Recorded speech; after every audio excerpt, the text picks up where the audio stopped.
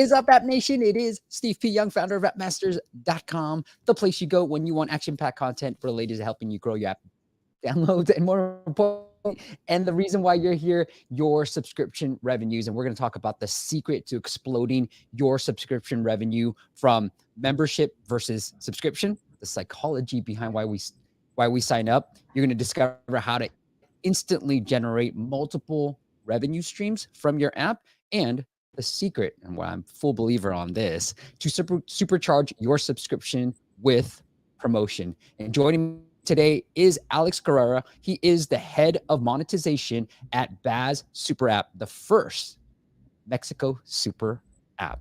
Let's bring him.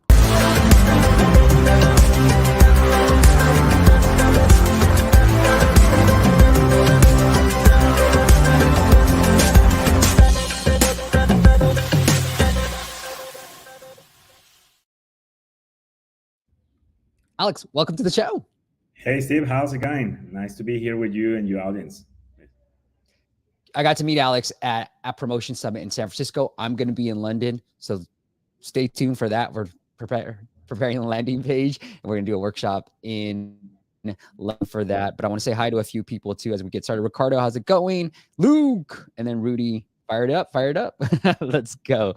All right, Alex, I want to really start with this. Talk to me about this slide right here. We're going to go through this, the psychology and the membership, the differences between memberships and subscriptions.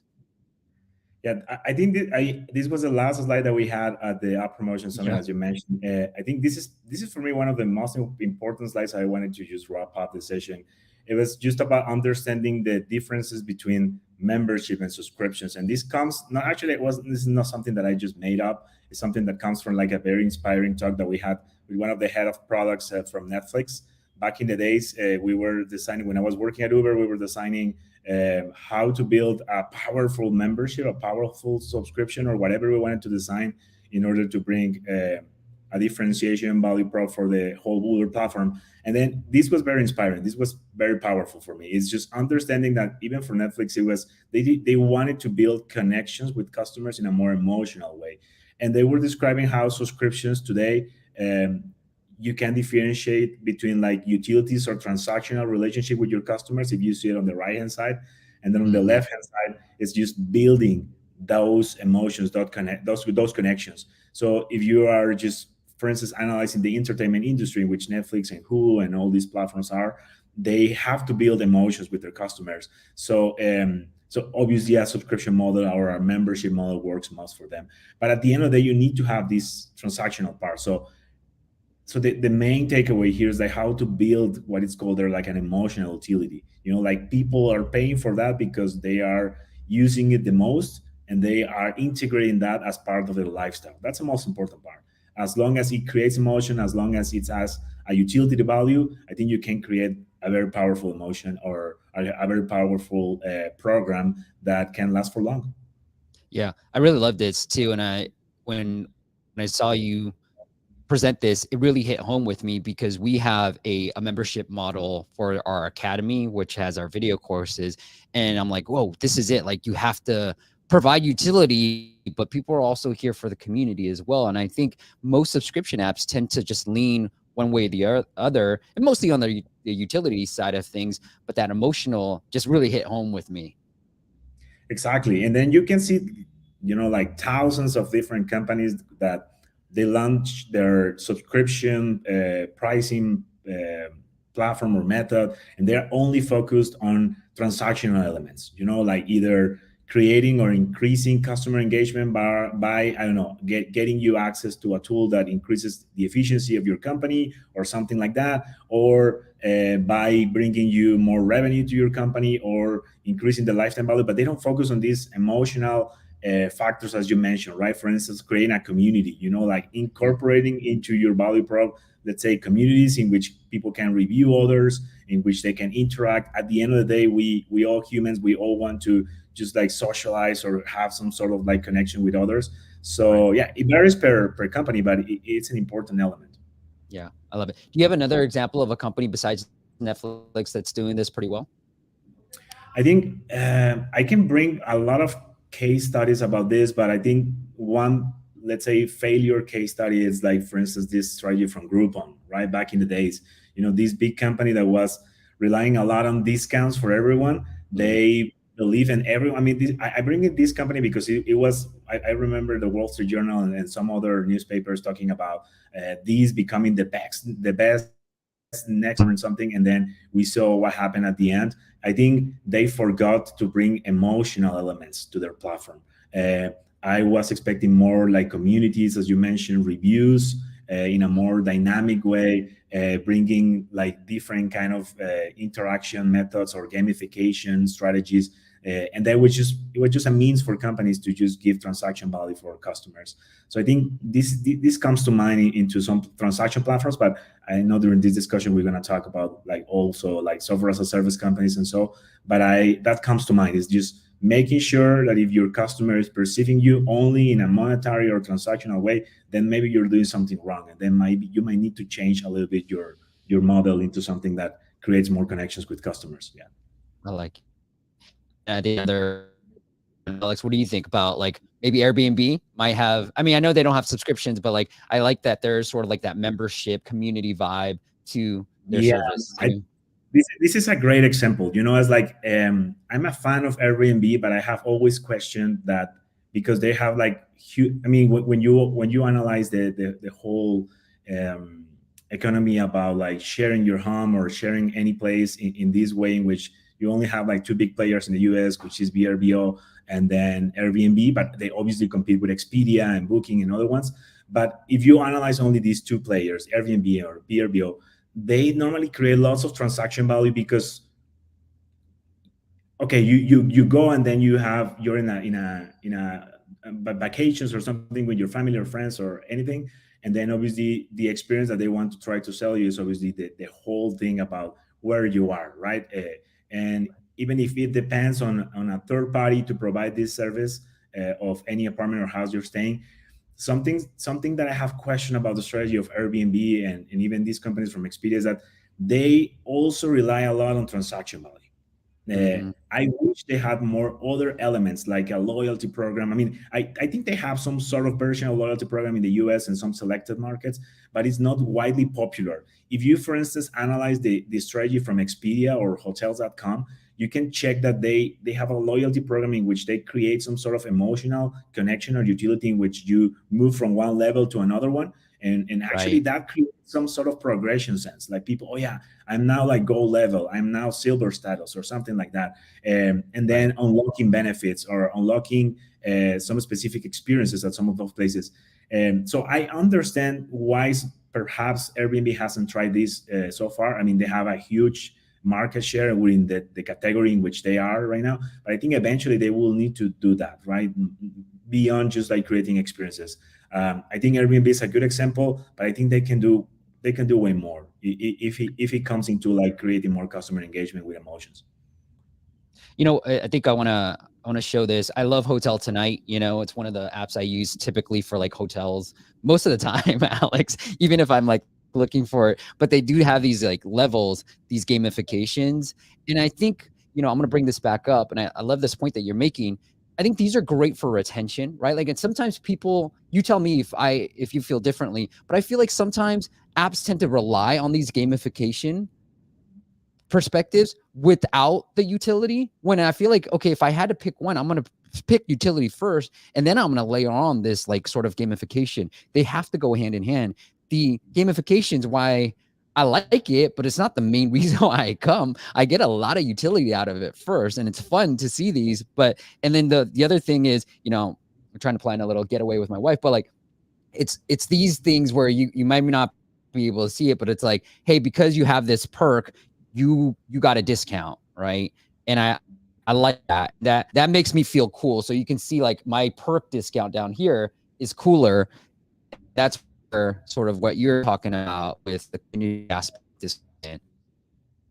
Yeah, you're totally right. I think this is why I like this Venn diagram that you just showed. Is like this intersection is, if you want to create short-term engagement, you obviously need to focus on the, let's say, transaction value or the utility value, 100%, Right. because we're gonna at start we're gonna take a decision more like a logical side, more like what's fair for us, what's the fair value of something. But in order to create midterm or long-term retention, you need to bring these other elements, just to make sure that customers are feeling any sort of progression, that they're feeling part of a community, that they are evolving with the company, that they are giving you access to some benefits that no other one are other members or non-members are having. So I think those kind of things create like this extra value that sometimes I'd say like more than 80% of companies don't like to focus at the very beginning, but that can make actually the difference if you design your monetization strategy in these kind of like businesses in the right direction. I love it. Hey, Alex, the next thing I want to move on to, and I think this is one of the things that I talked about at ABS was like promotions. Like, hey, subscriptions, you should be using some type of promotion. It works for e-commerce. Why aren't you guys doing it? You mean promotions in what sense? Just to because this is a broad topic, so you just give me a few examples I can go deep. Like how to effectively use promotional tactics to drive customer acquisition. Here, this is the slide I'm sort of responding to right here that you kind of pointed out Fantastic. too. Yeah. So yeah, you used to then to come to mind is like when we're talking, for instance, about promotions in the subscriptions world, right? Which is basically what we're talking today. Is like you have different strategies here, and I'm bringing this from different topics and different research that we have done with some other consultants in the industry. You have different tactics, so you can see there's like the most ones that people are familiar with is like having an annual discount if you subscribe for the entire year, right? Some other companies, they may have like freebies in which they give you access to like say like a low cost version or like a low cost value of the let's say entire package, if you want to see it that way. Then you have other tactics that are more into when you cancel the subscription, then give you access to like a downgrade or like a version that it's not the same as the full version, but you still have access to some features and some elements. And then obviously you may have some cross-selling promotions in which once you are in one of the subscriptions, then give you access to other benefits that are part of other subscriptions, in which you may have them for as a free trial or something with a reduced value at the beginning. I think all of these tactics that I'm sharing here, they work effectively, but it also depends on the timing. It also depends on how competition is playing around. As you may expect, we always have competition doing other kind of tactics. It's important that we make sure that we don't rely much all the time on promotions, because then we can lower the value prop of our membership or subscription here. But in the case, we obviously want to create these like safe revenue streams in the long term. But it's always important when you launch a membership or a subscription plan to have in mind these promotional tactics. The one that I would recommend the most is perhaps giving a free trial. Some companies, for instance, like DoorDash or even Uber Eats, they have tried like say free trials for their memberships for like 3 months or something with free deliveries. In some cases, I mean, it might look at wow, like 3 months is a lot, but sometimes to build habits from your customers, it takes some time, more than a week. It depends on like the repurchase frequency, right? Like some customers come to your platform every month or every week or something. You will need more time to engage them in the right way. So I know I'm a fan of free trials, and then I'm also a fan of when customers are trying to churn, are trying to cancel the membership.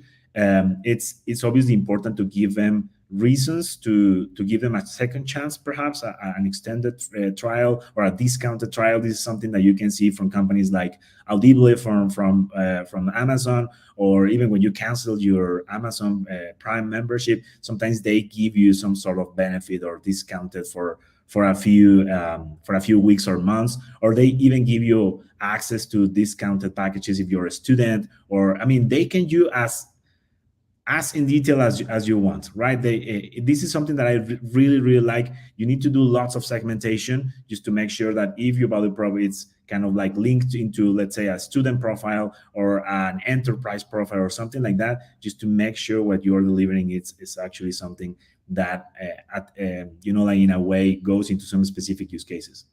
Yeah, I like what you said here. I mean, I got the DoorDash premium subscription because my Chase card was tied to it, and But Alex, after I got that, like we now I'm like, I cannot live without that subscription. So I agree with you. Like I'm usually a fan of like a normal 7-day trial, but sometimes it like a DoorDash or like an Uber Eats, you're gonna need some time to build up that habit. And now we have that habit.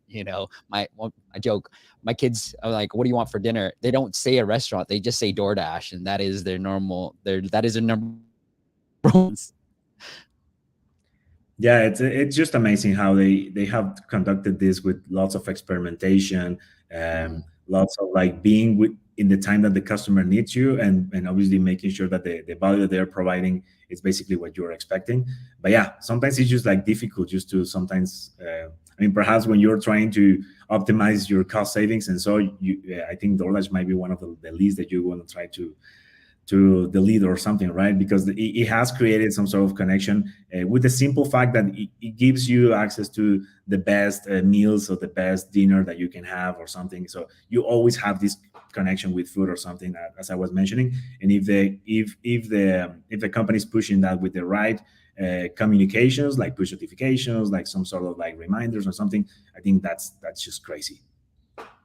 Yeah, and I think speaks to volume, like, with that 1 month free, like, you know, sometimes they need more time. And the last thing I wanna point out here is cross-selling. We've actually seen some really good case studies with some of the clients we've been working with, like, being an Amazon affiliate, like, testing out we have a very engaged community, testing out if people would buy some of the recommended products that we have on Amazon, and that is taking off. And so, there's a couple of different apps that where we're using Amazon affiliates to cross sell. There is a subscription, there's in app purchases, but if you want to buy a physical product, for example, or some of the recommendations, then go buy it on Amazon. Here's our recommended products, and we are seeing some revenue just come in through that. So I think this is a great way to start cross selling. It's a low hanging fruit. Anybody can do it. As long as you have an engaged audience, you can start doing that. Yeah, you're just right. I mean, I've seen other companies doing this affiliate strategy, and I think it works pretty well as long as you have your segments clearly defined and what your objective functions, right? But I think it's always good that you come to mind with not only the cross selling, let's say plan or strategy, but also the deep selling or the upselling one. So it has to be with the different product portfolio that you have, but obviously you want to increase your customers' lifetime value. So cross selling is definitely something that you need to have on your roadmap. I like it. I hit that. Hey, I want to say hi to a few more people here. Angelina, good to see you. She's got a great question. Hey, Supgro, we need a Discord chat sometime. Does Steve have that available? I do, but it's usually for the paid people. But feel free. I think that might be an interesting thing. I'm on Discord for our fantasy team, but not on this app stuff. So if you guys want to whip one up and then just put me in there, that'll be awesome. And then let's see. What's up, Miguel? Romain's here. And then Yash is here as well. Hey, Alex, what would you recommend if, let's say, like I have a brand new app, I want to be subscription, that's the end goal. How would you launch a brand new subscription app? Would you start with just having subscription right from the very start? No, I think that there are many steps, right? And this is something that we talk also during the App Promotion Summit. This framework that part of that I was telling you guys during the summit that it was built like working with side by side with some strategy and marketing consultants from Simon Kucher Partners, but also by the time that I work at Uber and now the company that I'm working on creating the biggest super app in Mexico is just making sure that you do different steps. And within this framework, which is a 7-step approach, I want to make sure for everyone following this framework that they consider all the factors that are necessary to launch a subscription membership or subscription or slash membership for the market or for the segment that you are considering. So the first one that you may see on this chart is about doing an external analysis. Basically, what it comes to mind is that there are many companies that they build their subscriptions or memberships based only on product features that they would like to bring to the customer. And this is something that I don't like. If there's a good book that I'd like to recommend you guys, is there's like a good book called like Monetizing Innovation. It's very interesting book because it talks about the features or the steps that you need to consider when you're launching a new product. And I'm focusing right now on tech products, but when you talk about a subscription, when you do an external assessment, it's just to make sure if you have an existing subscription, or if you want to launch a brand new product as a subscription or membership, you need to make sure how are your customers valuing the features that you're going to incorporate into this plan, right? And this is something that some people do with surveys, some other ones do with focus groups, some other ones more experimental. That is something that I really like the most. Do something that are conjoint studies. Yeah, this is basically the book. If you guys want to like deep dive more on like the designing products with a very focus on monetization, I think this is a good approach into that.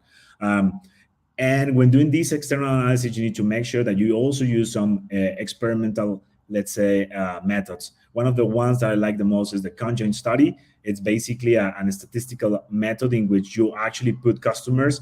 If you're, for instance, designing a membership from scratch, you launch this conjoint study, and then you design the experiment in a way that you go and ask customers how they will consider one feature against another, for instance, right? So you design this experiment in which, let's say that you want to launch your membership with some sort of benefit to, I don't know, let's say like a comms platform or something like Twilio. Okay, I want to just test how will be the consideration or the value from a customer if in this plan I add just, let's say, this feature for 1,000 customers, or if this feature only applies for the first 100 customers. And then the customers will start like just assessing each of these scenarios. And at the end of the day, this tool is very powerful because the external analysis is going to give you an idea of what benefits are most important than other ones. So you can start having the right portion of features that the customers are valuing the most. That's the most important part. And then, but the external analysis, it's not only about what I have, it's also about what other players have. And this is something that I also see a lot of entrepreneurs and business owners that they miss. They believe that their value prop is so unique that they don't need to consider what's else in the market, right? So I think it's important that if you're building something that it's complementary to something that already exists, you need to also assess how is this position with your competition, right? Because that's going to give you an insight of like something that maybe your customers don't like about the competition today that you may use in your own advantage, or something that is not worth a lot. So I think this is the very first step, because in order to put your teams, your development teams, your UX teams, and other ones to start building a product, in this case, a tech product or a website or something, you need to make sure that this works in the really right way in which it matches the needs of the market. It is something that can be or cannot be exploited from the current offerings that are there. And then I think that's pretty much the most important takeaway about this step. You like to start off with, how do you like to think about pricing? I get this question a lot, Alex. It's like, what should I price it? Like, how should I price my subscription? Yeah, I think there are obviously, I mean, there it all relies into 4 different methods. It's about doing competition-based pricing. It's about doing cost plus pricing. I'm gonna go over like very quick into each of those. It's about doing customer-based pricing, and it's about doing value pricing. As you may expect, doing competition pricing is just making sure if there's a similar value prop per your, like subscription or membership, you just go and try to do the pricing pretty similar to your competition, maybe a little bit cheaper at the beginning, right? This is competition-based pricing. Sometimes it doesn't work, and sometimes it has to be on like, I want to just penetrate, do like a market penetration strategy, and it might work if the share of wallet of your customer is only able to pay, I don't know, like $10 for the kind of membership that you're proposing, right? And then obviously when you do competition-based pricing, the most important part is just to make sure that you can eventually start a price war with your competition if they are seeing that you're taking their customers, right, in a way.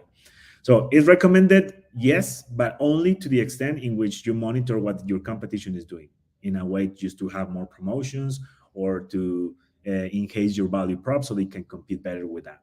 And then cost plus pricing, as you may expect, is just like having perhaps a bunch of like people from finance, and then they decide, okay, this is the break-even point, and from that we want to just have like a 20% profit or something, right? Or 30% or 50%.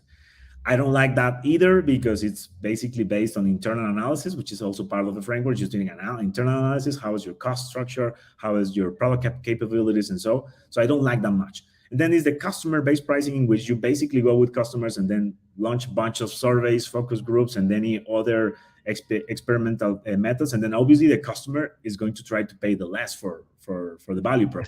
But that also is going to give you a range of let's say price points, because we sometimes might be biased to say, okay, yeah, the customers will like always the cheapest price, but not always. There are some products, let's say for instance luxury products, in which if the price is very low, the people are going to start questioning the quality of the product.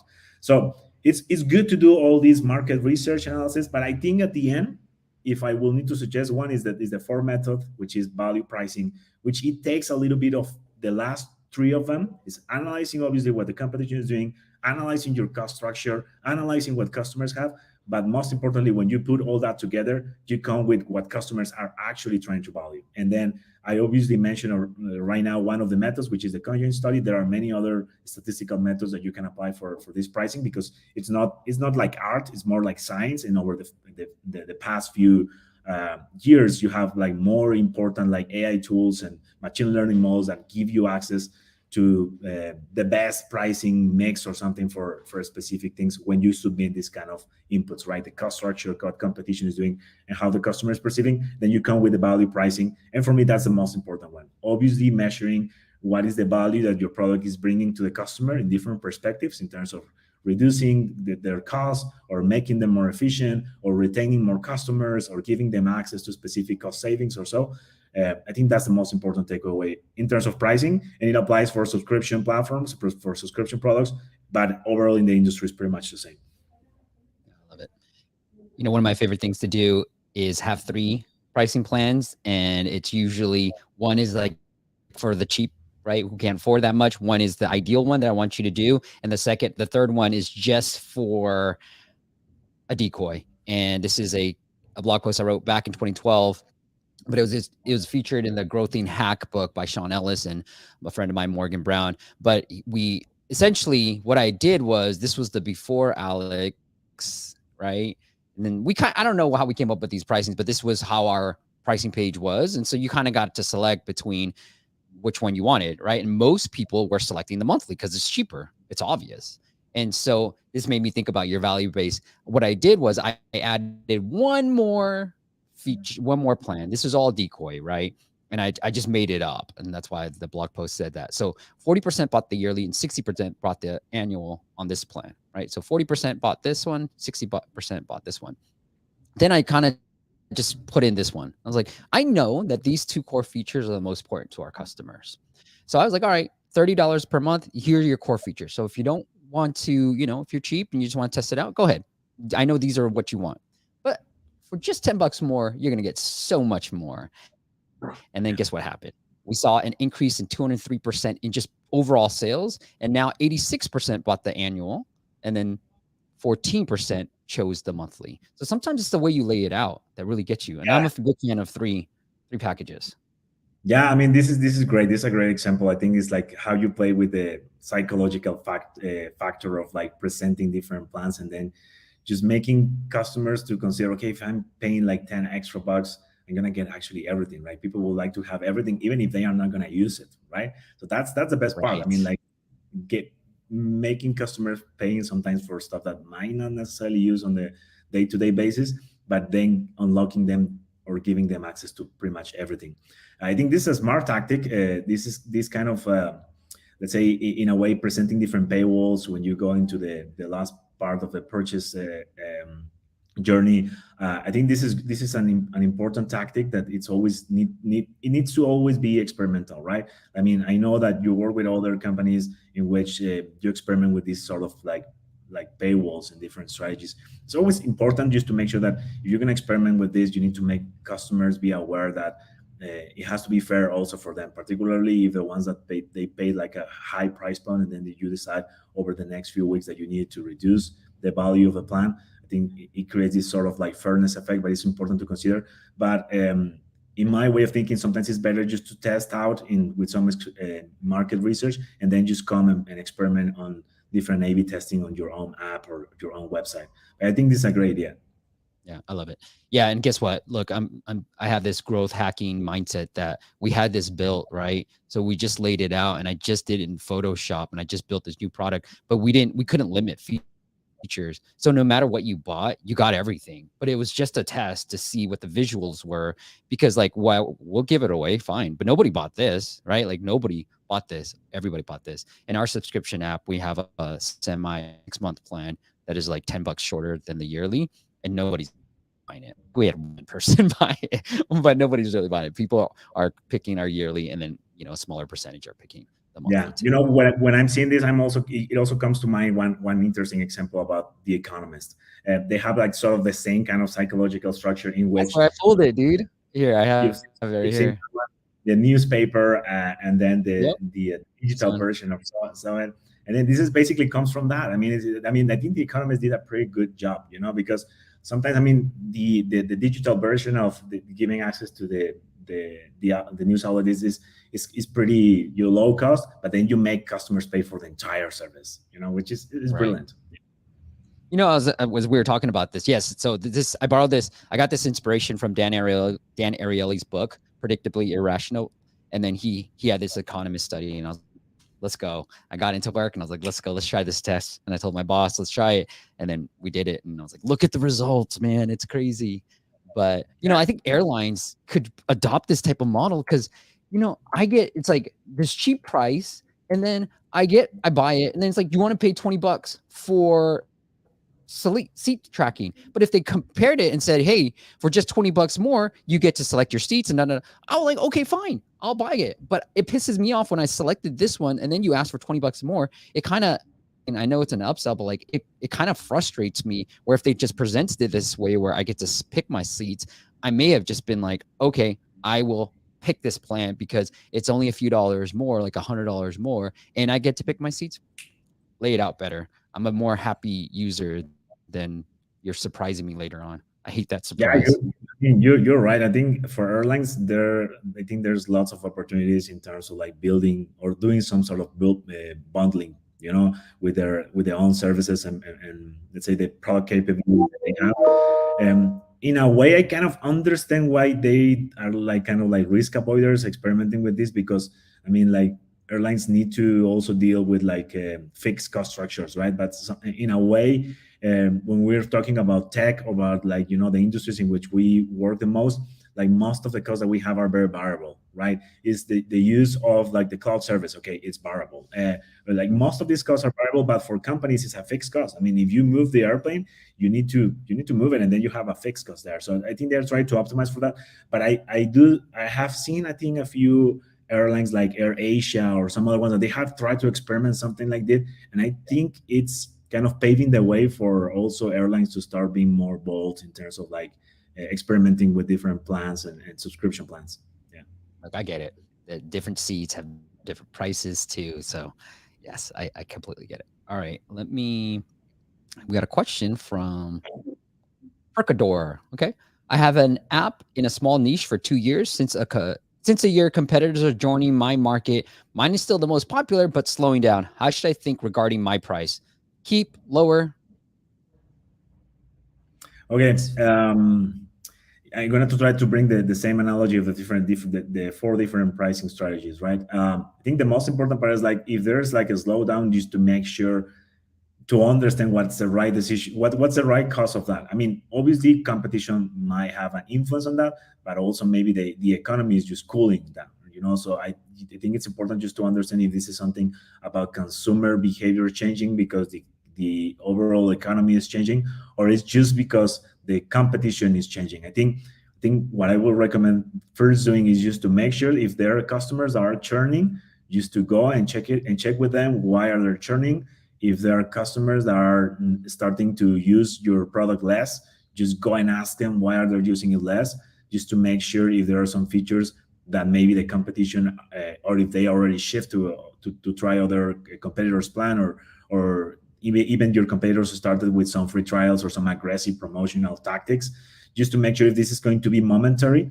And for that, it's going to be super important that you check out how's the value prop of your competitors. If you realize that the value prop of your competitors is still inferior or it doesn't deliver the same value that you deliver, maybe this might be momentary. But if you find out that your competitors are having some features that your customers are valuing, and they are making them, for instance, engage more their customers or deliver better efficiencies or cost savings, something, then you might need to reconsider your value prop. Definitely. I think this is, I mean, it varies per industry, but I think this is the best advice that I could have, right? It's just to make sure if this is something that is brought by your competitors, or is this an overall effect of the economy.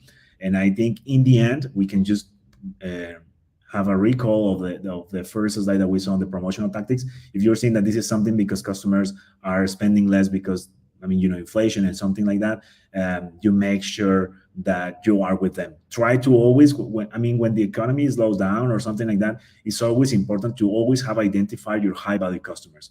If you have identified your high value customers, try to protect them, right? Because those are the ones that are going to be loyal if you show them that you are willing to sacrifice maybe a little bit of the pricing for a few months or something, just to keep them on your side. So I think that's pretty much what I would do. Yeah, I like it. Yeah, what I would say is what Alex said. Like if it's like cryptos, right? Like if that's just sinking, that's sinking. But if the market, your niche is still there and it's vibrant and like meditation, mental health, all that stuff, but you like say deep breathing, you had a foothold on that, but now competitors coming in, then think about figuring out if I can charge more. We have a case study that we just filmed where we sat down with an hour for an app and we helped increase his ad revenue, the Amazon stuff that we talked about, and also his in-app purchase by optimizing his paywall and by optimizing his plans and his pricing. And when we did that, Percador, like all the revenues shot up and it was just dying. So he's like, what am I have to lose? I'll book an hour with Steve. What do I have to lose? And we completely flipped it around. And so we use open enough to share the case study and show all the numbers and what we changed and all that stuff. But it could be just that too. All right. All right, Alex. So let's get into my favorite part of the show. One of my favorites part of the show is the App Masters app audit. So if you guys want us to take a look at your app or sit down an hour with me like we just did with Josh, go to appmasters.com/audit and you will find all that, and you can do it for free on a future YouTube future YouTube stream. All right, but we start off every app audit segment with some dad jokes.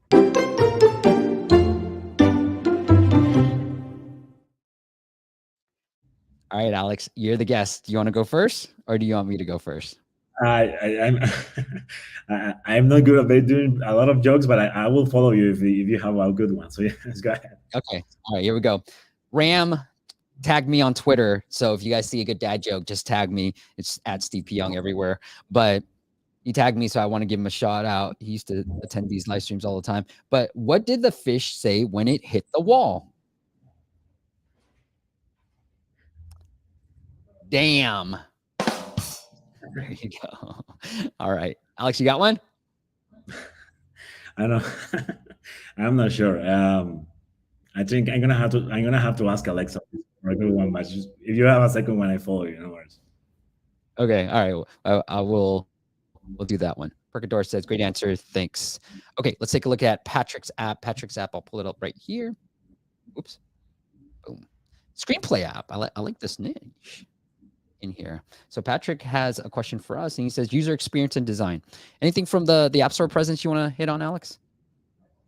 Not really. I mean, I was just seeing this a few hours ago. I think there are a lot of improvement areas, but yeah. Okay. I guess you want to get it straight into the app itself. Let me take I like what you have here, Patrick. Screenplay app, you just said, forget the brand. I'm going to go straight into the actual keyword that I'm trying to target. But I think your subtitle can do some work from an ASO perspective. You want to put in other keywords. So let me put in, I like using app follow right now. And so here, I like doing this. Let's open up my computer and let's just work. So I will put in screenplay real quick. Cool. All right. Screenwriting. So there you go. You're not ranking that well. You're down here, Patrick. What's the number one keyword? So book creator, possibly, right? This is your competitor that I know of. Final draft might be interesting. Script. So there you go. Storyboard, write a book, writing prompts, script writing.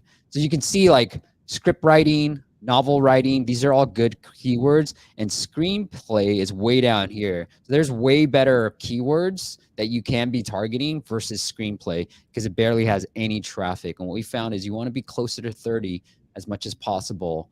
And so whether it's script, book creator, you definitely want those keywords in your subtitle and then in your title as well. And then the last thing I'll say from an ASO perspective before we get onto the US App Store now indexes the Spanish Mexico, the Arabic, the Vietnamese, the French localization. Just look it up on App Store Connect. So start utilizing those localizations. We're testing out to see if it's impacting US keyword rankings, and we're trying out with apps that are only available in the US just to get a real true sense of whether these other localizations, but the Spanish Mexico localization, hey, you're in Mexico, Alex, but that Mexico localization, we've been putting English keywords in there to help our US keyword rankings too. And so I was like, look, you can put that in here and just put English in there, and then it will help your US rankings for ASO. Okay. And then if you guys want to check out where Alex at, it is bass.app too. Love it. Yeah. Okay. Let's get into his app. All right, Alex, I'll let you lead. Nice. I mean, did you mention how long is this app been? I mean, just to have an idea if there's just like still like the sign phase or something. Maybe there's just like it's an MVP or something. I want to be very fair. Good for you, Alex. Okay, let's look at the version history. So February, about 2 years now. 2 years now. Oh, yeah. All right. So as you may expect, I think some more than sign up and log in, perhaps like maybe like giving other options for logging in. I think they only have like Apple. Might be useful maybe to just connect with other, like Facebook or something that might just like helps us like bring this onboarding like faster. Yeah. As you mentioned, maybe the at the beginning, learn how to develop a screenplay in five fun steps. I might try to use other sort of graphics that are more, like attractive or meaningful for people, and not just like that static or like, I mean, I think might be a little bit like for more academic if you see it that way, right? Then what was the next screen about? It was just more about like like the sign up process. I have to sign up too. So Patrick, what I'd be thinking about is putting an onboarding sequence first, like maybe even talk to me about those 5 fun steps. Might be interesting to just say like step 1, here's what we're going to do. Step 2, maybe that's just a screen itself, and then get me to sign up. Now, I don't like having a sign up page. I think long term it's very valuable, and certain apps need it, like Baz as example. But like for you, you might not need it. And so if you don't need it, what I've been promoting is show the paywall before the sign up page, because that will increase your revenues. But there is going to be a drop off. Now, I just talked to one client that signed on with us. He's like, we're getting like 98% conversion rates on this sign up page. And I was like, damn, bro, that's the highest I've ever seen. But most people are going to lose probably 50 to 60% of their downloads on this page, because a few just people do not want to sign up. So I'm going to hide my email for you. Okay. Favorite movie quote? I don't know. I don't know if I have one. That was funny, yeah. Favorite movie quote? I don't really have one, but I'm sure your target audience does, and I'm just coming out to the fly. Oh, you know what I really like? Say hello to my little friend. Scarface. A good one, yeah. Classic. And now he's showing me this. Yeah. What do you think? Just what you said. It's basically it's like from the sign up process, which is already creates friction, into the paywall, where actually having an idea what things you could do with the app, right? Right. I know you have this too in your presentation, and I kind of like what he has, because I'm going to assume this is a one-time in-app purchase, right? It's not a subscription, and then you got a month. What I would try to do is maybe increase the prices. Look at like what Alex said, competitor pricing model. What are they charging? That's how I like to do it, Alex, especially if I'm just getting started. Just look at my competitors, charge the same thing, right? I think it's too low. Like Alex said in the beginning, when it's too low, it almost has a negative effect. of this. Yeah. And what we found, and this is historical since 2011, Alex, like when I've been in the app space, the difference between 99 and 199, you make more money with 199. So every time I see 99, I'm like, dude, don't put 99. It sounds too cheap. Put 199. You'll make more money. I would be playing around with this paywall a lot more, Patrick, and I want to make sure 100% of my downloads close to first opens actually see this paywall. If you're not getting that, you have a critical problem. It's not about downloads, it's about the product right now. You have critical problem when it comes to monetization. Yeah, something I will complement this is like just what you said, Steve. Is like sometimes for customers, if you measure your pricing, their pricing elasticity, you can actually figure out that maybe $1. I mean, they can pay anyway. Maybe $2, they can pay anyway, and then the Yep. pricing elasticity point changes when you ask them to pay $5 or something. So you're leaving a lot of money on the table if you just go very low. It's just you're just also sending a message that your product might not be that good. So Yeah, just be exactly. careful. Yeah. Well, Alex says this is one of the presentation. We're not going to go through the entire presentation, but like, yeah, like adaptive flat price, so flat rate usage. There's different models, and I like what Patrick has done in that he does have different models: subscription or one time. And I'll also add yearly, right, back to our model. So increase the one time to as close to the monthly, and then make the annual maybe like just 2x. So annual could be $30. Like, why wouldn't anybody pay $30? They're probably paying a lot for what's that famous Final Draft or whatever that the script writing software is on Mac. They're used to paying a lot, and you're just charging a little tiny amount. So I'd add yearly. We found monthly to be the worst when it comes to lifetime value of a customer. So monthly is just a decoy. You want to buy the one-time screenplay storage, or you want to buy the yearly. You're either professional or you want to try the basics. That's how I like to price this. Great. Yeah, 100%. Okay. Say hello to my. I like that. Step one, title. Step two. Oh, okay. What's you have a title of the story of you have a title for your movie, Alex? Scarface. Scarface. There you go. Hello. Uh, Scarface. What's step two? One sentence. I don't know what this one sentence is, but that's interesting. Okay, for sure. Okay, done. No. I like this. The other thing I like to do is look at the second open of apps. Alex. And what I generally say is, look, Patrick, this is to you. You want to show your paywall on every single app open, right? Don't hide it. Nobody's coming to this. I can't even upgrade account. Where is it? Subscription info? Like where? How do I even pick, bro? Patrick, this is really bad, bro. This is really bad. This is why nobody's buying your app. Like, I can't even see the paywall. What happened to the paywall I saw from the very start? Yeah, that's really bad. You want to show that paywall. You want to show it on the homepage, right? Maybe, yeah, like, I don't know when you're going to actually show it again. Oh, man, this is bad. That's just horrible. Show that paywall I saw from the onboarding again. Don't do it this way. This is really bad. Fix that. Trust me, you'll make more money. And we'll have you back on. We'll do a case study. All right, Alex, anything else you want to say about this app before we move on to No, Sebastian's not other? really. I think beyond where's the paywall place or something, I think there are a lot of opportunities with the UX design or something. I think making it more appealing, more attractive, and less only focus on the functional part. I think that can also like give them like a boost in terms of engagement or the usage. That's Yeah. interesting. Like the UI, it's ugly, Patrick. Like step one, maybe have a checkbox, which we all love because we always want to put a check mark on what our things done. Step two, like, why are you calling it step two? Just fucking tell me what it is. Like, stop making into this.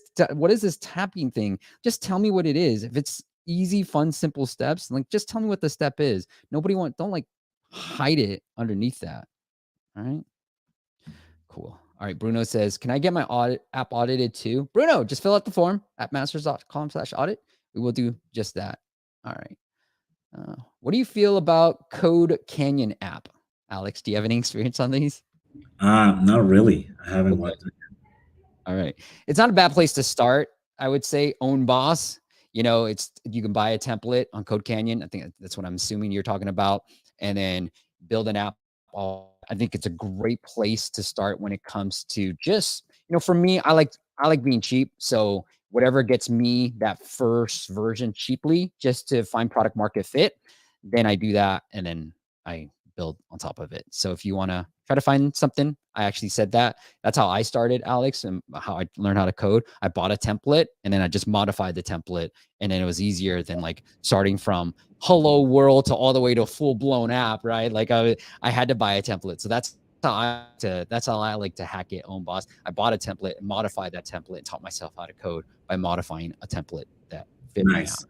I think that's the best way to learn. Just sort of practicing. It's like destroying everything, just starting from everything scratch. Yeah. It's often a look. Product, Steve. Yeah, Joe says, whoa, Steve, what? More localizations are indexed in the US other than Spanish Mexico? That's right. That's right, Joe. You've been gone for a long time. Okay, cool. Alex, you got a joke? Oh, damn! I forgot to ask Alexa, man. Um, All good. You get to do Chat GPT. All right, I'll give one more for everybody because I know it's one of my favorite ones. This one hits too close to home. Alex, what's on Chris Rock's face? What's on Chris Rock's face? aha. No, it's Fresh Prince. Fresh Prince. Yes. All right. You have one or no? Let's skip on to Sebastian's if you don't. All right. I'm excited to look at Sebastian's app again. Let's take a look at Sebastian's app. He's got a pretty cool. Sebastian, if you're watching this, reach out to me, bro. Let's figure out a way to potentially work together because I love that he's got 3,000 reviews. It seems like there's some interesting stuff already happening in the app. So I think I love working with apps like these, Alex. It's like you got some traffic, you got some traction, you got good reviews. It's just a few small tweaks that I think we can help out. And I'm sure you'll get a lot of this from the free stuff that we're about to do, Sebastian. But he just said put growth. That's all he said. So he just put growth. But it's recipes from professional chefs. Okay. Alex, you're the guest. You want to start off? Anything you see from just overall App Store presence? I mean, yeah. So I actually downloaded the app. I think it was the pretty simple process in a way. I mean, overall, right? I mean, with some opportunity areas more into what we just talked at the beginning of a conversation is I think it's important that I think they are doing good at putting all these pictures of the food and then give you access to nice pictures of the chefs and then give you a good idea about all the benefits that you can have access to. So everyone that is like a food lover, I think that definitely the way that the app is designed, that it can actually bring some attention from them. I think some elements that linking to the first part of the conversation that might be interesting to just position more, to develop into detail is how do we create communities? How do we create? I don't want this app only to be okay. You just watch it, that you just use it, and then that's it. How do we bring all these other elements? How maybe we can bring some challenges, right? One of the apps that I like the most about like when you're because I believe that some people that use this kind of app is that because they want to learn stuff, they want to feel involved into developing new skills or just being in touch with other people or learning about new chefs. But something I really like a lot is, for instance, the gamification strategy from Duolingo. I think Mm, when you're learning something or when you're using an app like this, I think you can bring some elements of that strategy, like challenges, you can bring communities, you can bring leaderboards, you can bring quests, I mean, there are many things in order just obviously because I think the content that they're providing it's good. I think I saw some videos and obviously the way that they move you into the pro version into like the full paid version. I think it's interesting how they give you access to some sort of parts of the let's say a freebie or something in let's say right. that promotional strategy. But I think they're pretty much doing well. I think if they include these elements that I've been discussing, I think that could be very powerful for this app. Yeah. I don't like this small font, Patrick, that you have. I'm kind of compared to Masterclass. And when I first looked at your app and I saw the tagline, it was like cook like pros. I love that, but I'm like, who are the freaking pros? Like maybe I'm just not a chef. Like I don't know these people, but when I look at Masterclass and they talk about learning from the best, world's best, they have their pros up front and center where you kind of hide them. I don't know if this guy is just a legit guy that I don't know about, but like I would make this text way bigger because it's so tiny right now. And I'm actually blowing this up, by the way. So like it's so tiny and it looks even tinier on the phone. I'd blow this up. I'd probably highlight more of this. And I love all the messaging you have on your website. And this is what I typically find, Alex, is like if I go to their website, the messaging is on point, but then the app store, like what happened to who wrote the copy? Like cook like a world class chef. I like this messaging. And then when I hear go pro, find recipes you can't get anywhere else. Okay. All right. What happened to all those? Right? What happened to all those? You kind of lose that unique selling point that you had in the website, but you don't have it in your screenshots. All right. ASO wise, I think obviously, if the chef's names if they're really big, then I think what you can do is utilize those names. I know Gordon Ramsay has a pretty good search traffic and he even has a game. That's probably why too. But there are some chefs and like Tim Ferriss, some influencers out there with pretty decent search volume for their names. So that might be another keyword strategy too. Okay, let's get into the app. Let's see what we can do. Alex said it's simple, so I'm relying. I'm preparing my joke. I'm preparing my joke. So yeah. Okay, good. That's more important. Okay, here you go. Get inspired by culinary professionals. I think that find recipes you won't find anywhere else. That's interesting. And then collect ideas with, I like this, connect. So they do have that, what you're talking about, Alex, right? Like that membership utility type of feel here too. All right, let's get started. Ooh, I like this. Okay. I'm neither, but okay. Just so you know, Patrick, I'm neither. I'm not really a passionate person about food. I think other would be interesting because I am that other. And I am interested in this app, by the way, just so you know. So we're vegan. Definitely not meat.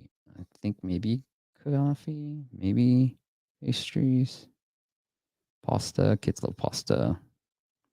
And then crackers, sure. Okay. So back to Patrick. I don't know if I said Patrick, but Sebastian. So Patrick, the first app, this is this is when you ask, right? You got me to engage. You told me a little bit about it. Now you say continue. That's a way better process that Sebastian has than what you had, Patrick. So I'm going to do the same. Sign up.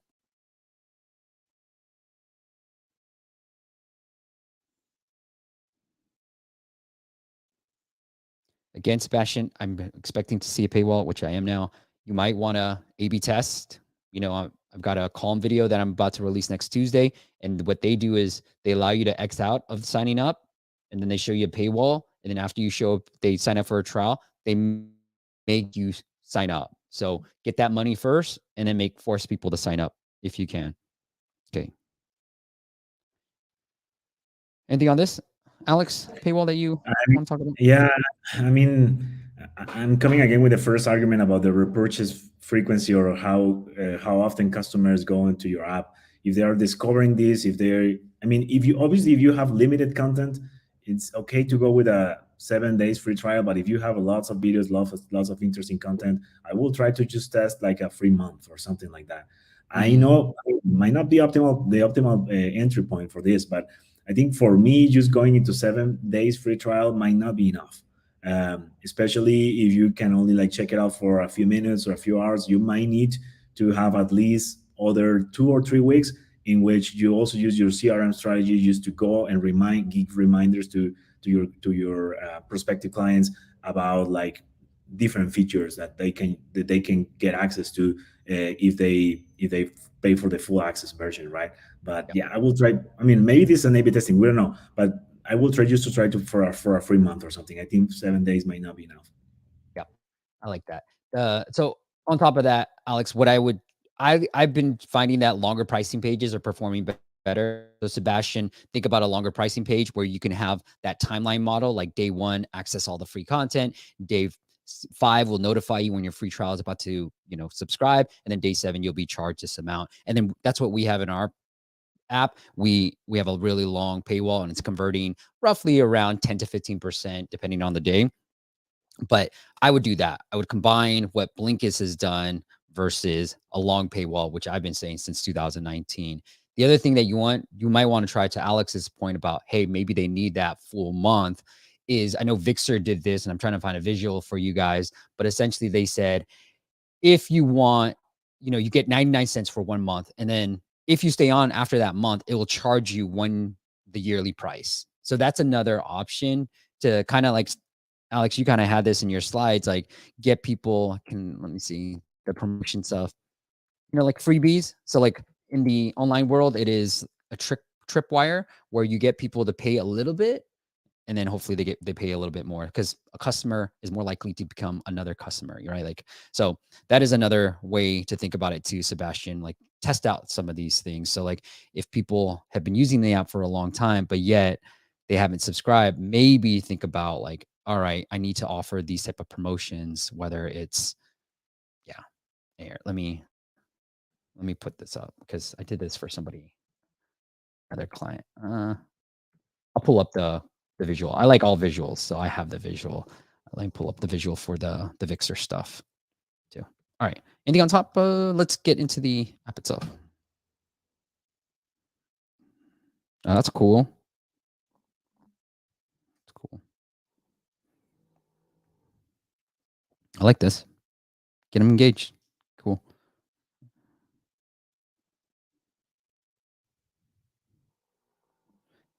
Sebastian, I just said vegan and you're putting chicken skin crispy. Alex, anything sound interesting to you right here? Any of these recipes I can make for you when I see you in San Francisco? I mean, I think Edible I like glitter? the. What was that? I don't know if they. I mean, I think it's also important. I mean, I think a lot that has to be with using these kind of apps, in my opinion, has to be with how you communicate the value of your offering in a way that creates this sort of emotion. So when it comes to food, it creates lots of emotions. It creates lots of good memories for customers. I think the way that it's presented, I like the pictures. I think it's like professionally well designed. I think there are some improvement areas, as you mentioned, Steve, with like, if I chose a vegan, why are you presenting me something that I didn't like, right? It's like, just to be very mindful of that. How are you doing your data segmentation in terms of the content that you're presenting?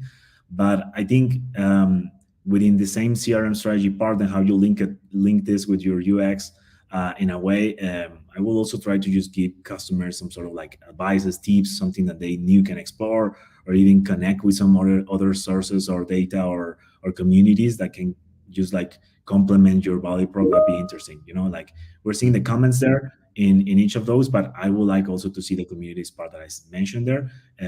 And I think that will be a good improvement area, if I may say.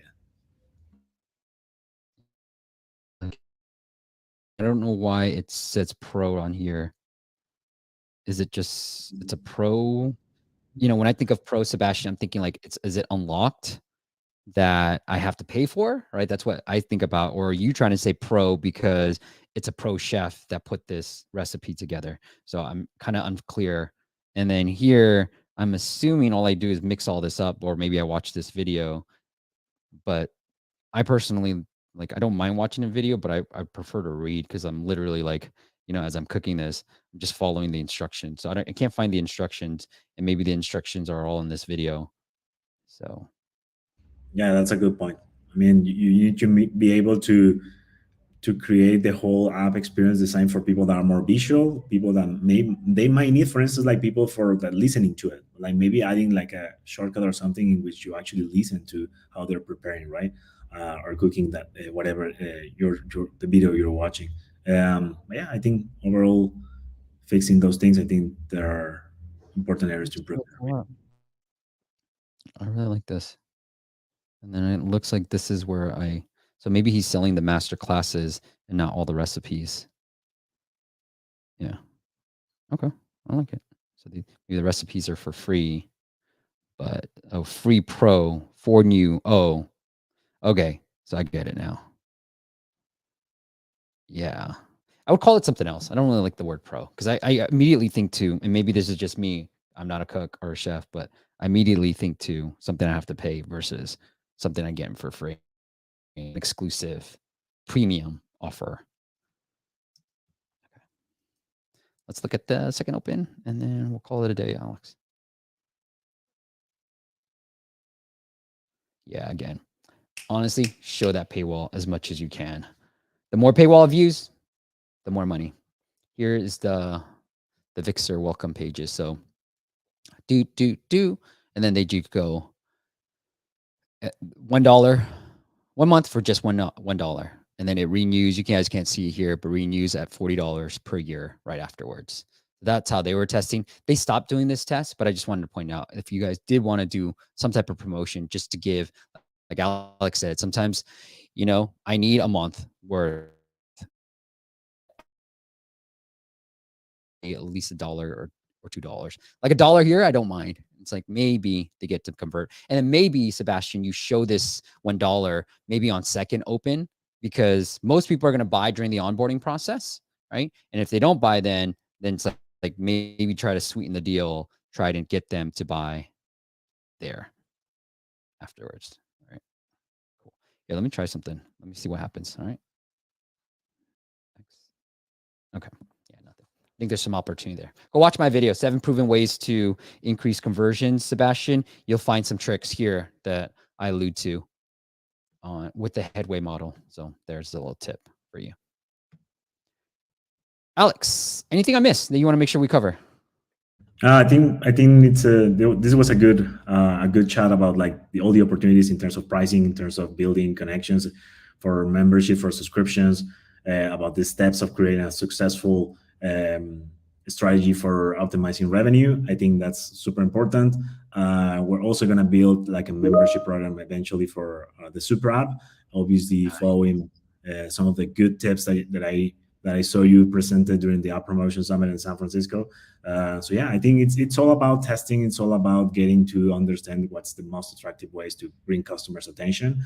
So yeah, I think it's just testing, and making sure that your strategy it's aligned with what it's offered elsewhere in the market, what your financials are telling you, and obviously all the opportunities into keeping customers engaged and discovering latent needs that maybe no one has discovered in the past. Yep. This is the app, Boz. If you're in, it's only available in Mexico. Yeah, Alex? Yeah, and in Mexico, and then we just launched a new version in the US for sending remittances. But yeah, we're gonna be expanding new features soon. Yeah. Look, I didn't know anything about a super app, and Alex is like, "Look, it's very popular. It might not be popular in the US yet, but it is what you would think when you hear super app. It's you can pretty much do everything in this app. And so from payments to entertainment to running your own business to shopping, you can do it all in one app. It is Baz.app, BAZ.app. And if you want to connect with Alex, his LinkedIn profile is right here, and it is linked up into your favorite podcast app and this very YouTube description. Alex, if the audience wants to connect with you in any other way, do you want to send them anywhere else? Yeah, I think LinkedIn is the best way for me to connect. I'm pretty responsive, so just feel free to add me. I'm always there, and then always willing to have nice and smart discussions like the one that we're just having with you, Steve, and your audience. So yeah, happy to be there. Look, Alex knows his stuff. He's the regional lead at Uber. He's got a wealth of knowledge, and this was just a little segment of what we pulled from the App Promotion Summit presentation he gave. You guys want to check that out, go to App Promotion Summit's YouTube channel. You can check out the full presentation there as well. All right, next week, we're going to talk all about TikTok ads and how this guy that he's going to come on, Jake is going to come on. He's in Australia, so he's waking up early to do this with me, but he's going to show you his exact TikTok strategy, how he finds content, what to use, how do you set up targeting, and everything that you need to know about running ads on TikTok. So join us next Friday, 9 a.m. Pacific, and every Friday on this very YouTube channel. And do me a favor, guys, if you are enjoying this, hit that like button. And the better thing is go share it with a friend. I appreciate that a lot more. Alex, thank you so much for coming on and doing this, my friend. Yeah, no worries. Can I have my final joke that I missed for you? Oh yes, dude. Can you please? I'm pretty sure you already had this joke. It's the question is, why did the bike fall over? Why? It was too tired. I like that one. All right, Alex, you win. You only have one joke, but I think you beat me on the Chris Rock face. Amazing. Thanks for having me. I really love this experience. And then obviously, if any in the audience have any kind of questions, I'm happy to also have a discussion with them. That's good. Alex, this went from a great interview to an exceptional interview because you landed that joke, my friend. Thank you so much for pulling that out. Thank you very much, Steve. All right. All right, everybody. Have a great weekend. I'll see you next Friday. Bye.